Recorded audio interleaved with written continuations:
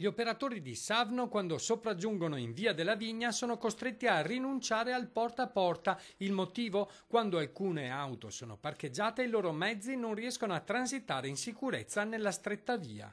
Fra le continue proteste da parte dei residenti a causa del servizio discontinuo, visto che da 3 mesi le immondizie si prelevano solo quando nella via non vi sono auto in sosta, gli animi fra utenti e operatori Savno sono sempre più tesi.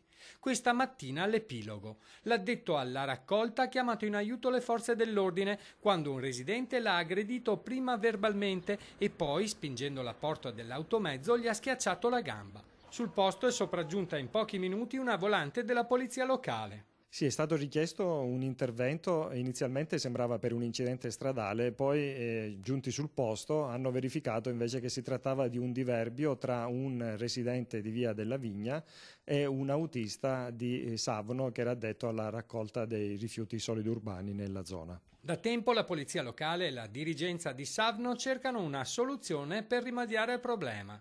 2 ipotesi sono al vaglio e in attesa di consenso: il divieto di sosta lungo tutta la via nei giorni di prelievo immondizie o la raccolta dei rifiuti all'inizio della via. Un residente si è preso l'incarico di andare a sentire un po' tutti gli altri e se fanno una raccolta di firme e optano per questa soluzione, per noi va bene. L'importante è riuscire a espletare il servizio di raccolta. Intanto c'è chi pensa che con un minimo di buon senso questi problemi non ci sarebbero. Per colpa di uno dei nostri vicini di casa, cioè lui si rifiuta di mettere l'auto dentro per motivi suoi personali, dobbiamo rimetterci tutti, questo quando per un giorno basta spostare una macchina, che è solo un'auto in tutta la via.